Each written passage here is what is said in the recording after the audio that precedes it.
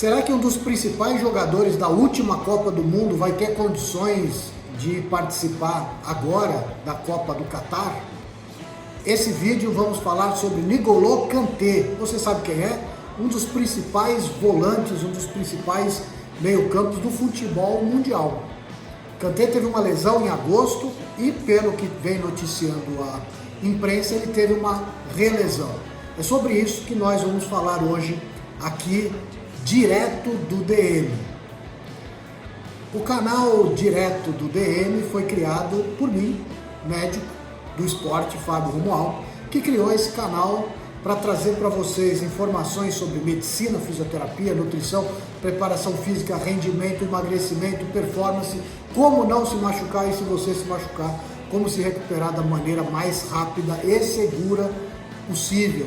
E esse tema de hoje vai muito em cima dessa situação. N'Golo Kanté é um jogador de origem africana, do Mali, mas ele é nascido em Paris. Logo aos 11 anos ele já estava na equipe do Suzerain, uma equipe da capital francesa, e estreou no futebol profissional na terceira divisão lá da Ligue 1. Uma ou duas temporadas depois ele se transferiu para o Bologna, que é uma outra equipe francesa também, só que dessa vez da segunda divisão. E na próxima temporada ele já foi contratado pelo Caen, uma equipe média da França que já é da primeira divisão. E o sucesso desse meio-campo foi gigantesco e incrível, quanto os ingleses do Leicester perceberam a categoria desse jogador e o contrataram para a equipe inglesa. Ele teve um desempenho também sensacional na primeira temporada na Premier League, até que em 2016 ele foi contratado pelo poderoso Chelsea. A história dele no Chelsea é tão grandiosa que ele foi considerado o melhor jogador da final quando o Chelsea foi campeão da UEFA Champions League contra o Manchester City de Guardiola. Só que Kanté, alguns anos antes, já tinha sido inclusive campeão mundial, jogando pela seleção francesa. Mas o que aconteceu? Por que a gente está falando do Kanté num vídeo hoje?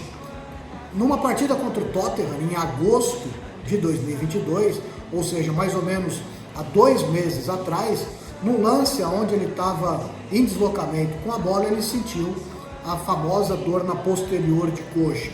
Lógico, nós não temos acesso aos exames, as informações são basicamente da imprensa, mas a gente usa esse espaço como alguma medida de comparação para uma lesão que eventualmente você tenha tido. Imagina-se que com 2 meses ele estava voltando à sua prática esportiva, ele deve ter uma lesão, pelo menos grau 2 ou grau 3, e aí eu não tenho nenhuma dúvida que esse diagnóstico realizado pela equipe médica do Chelsea foi realizado através de uma ressonância magnética. No seu caso, caso você não tenha acesso à ressonância, ou caso a opção do médico não seja uma ressonância magnética, fique tranquilo ao saber que a ultrassonografia é um exame extremamente eficaz para situações como essa. O médico que faz a ultrassonografia consegue conversar com o atleta e ele percebe com certa facilidade, dentro da parte técnica, se ele teve um edema, uma distensão, um estiramento ou uma lesão grau 1, 2 ou 3. Como a gente está falando de graduação, logicamente as lesões grau 1 são mais simples, um atleta profissional consegue se recuperar de 15 a 20 dias, e as lesões grau 2 e grau 3, até por serem muito independentes uma da outra, elas vão ter um tempo de recuperação muito maior, mas não é nada do outro planeta nós considerarmos que o atleta estava num período de 2 meses de recuperação. Então essa lesão nessa posterior de coxa, ela terminou sendo um pouquinho mais complicada. Mas aí um dos eventos mais preocupantes aconteceu com o francês, pelo que a imprensa noticia, ainda não tenho grandes informações sobre isso. Houve uma relesão, ou seja, no foco de cicatrização daquele tecido, por algum motivo, a musculatura no popular abriu de novo. Por que isso acontece? Então, precisamos abrir o leque para o que é um futebol profissional e o que é um peladeiro e o que é um atleta, mas sem uma característica de profissionalismo. No profissional existe um fator extremamente mandatório, que é a recuperação o mais rápido possível, porque esses atletas são remunerados para isso. Então, dessa maneira, quanto mais rápido ele voltar, tudo termina funcionando de uma maneira melhor. Você não está pagando para esse atleta não praticar a sua atividade. O técnico, via de regra, consegue montar todos os seus esquemas em cima da participação desse atleta. Então, o departamento médico é extremamente pressionado para que ele volte na maneira mais rápida, e aí onde que faz a diferença. O médico é quem tem o poder de fazer essa liberação. Mas nem sempre a situação acontece de maneira matemática. Então, acredito eu que todos esses passos tenham sido seguidos, mas mesmo assim o atleta se machucou.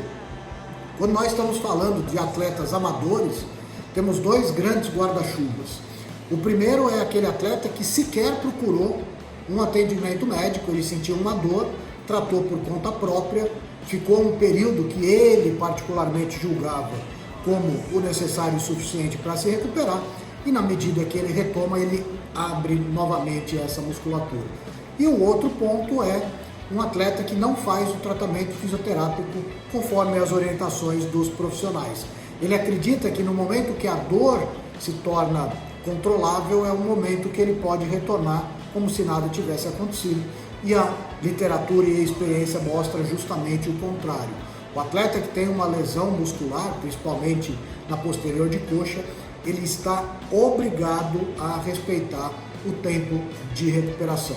E o tempo de recuperação vai interferir no que fazer em cada fase, mas as fases elas são sequenciais. No primeiro momento você tira o atleta da dor, seja com medicação, com gelo, com muleta, com imobilização, pé para cima. Eu preciso controlar a dor desse atleta. Na sequência, eu preciso ganhar novamente o comprimento dessa musculatura, né? O encurtamento muscular a partir da lesão é extremamente comum, então nós precisamos fazer obrigatoriamente exercícios de alongamento. Na sequência, o fortalecimento precisa acontecer com faixas, elásticos, treinos na academia, fortalecer essa musculatura de maneira extremamente eficiente.